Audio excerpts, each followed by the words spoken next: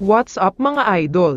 Eastern, matinding inamin after manalo sa Hinebra. Pero bago mo sana ipagpatuloy ang panonood mo, ay huwag mong kalimutan na mag-subscribe bilang suporta sa aking YouTube channel. Maraming salamat idol. Pag-usapan lang sandali natin ang first game ng Sunday doubleheader. Back-to-back win na ang nakuha ng defending champion na SMB, matapos lang naman nilang talunin ang Blackwater Bossing. Tinambakan pa nila ang mga ito.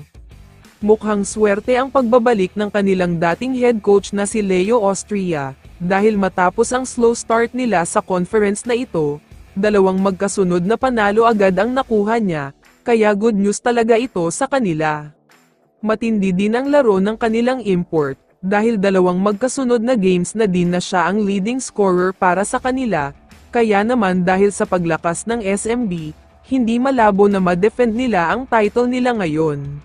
Samantala, pag-usapan na natin ang naging laban ng Hinebra at Hong Kong Eastern. Battle of the hottest team ito, dahil parehong team ang may winning streak, sa simula ng laban ay kontrolado na agad ng Eastern ang laro.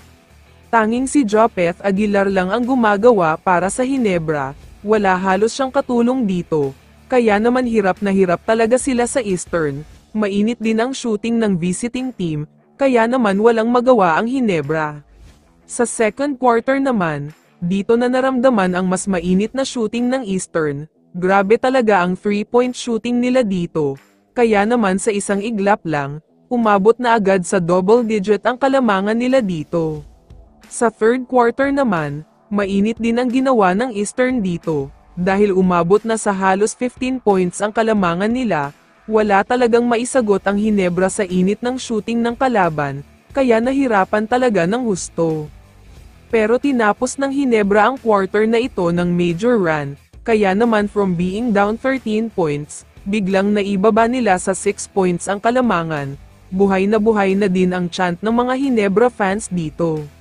Sa fourth quarter naman, naramdaman na ang comeback ng Barangay Hinebra, dahil nakuha na nila ang momentum.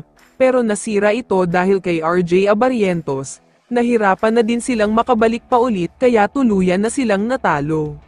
Samantala, pagkatapos naman ng laban ay may sinabi ang Hong Kong Eastern tungkol sa Hinebra. Ayon sa kanila ay the best daw talaga sa PBA ang Hinebra, sobrang magaling daw talaga kaya isa na ito sa team na hinahangaan nila.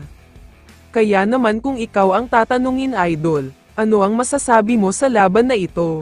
I-comment mo naman ang sagot mo sa tanong na ito. So dito na nagtatapos ang video na ito. Maraming salamat sa pagsuporta at panonood mga idol. Ingat at bye-bye.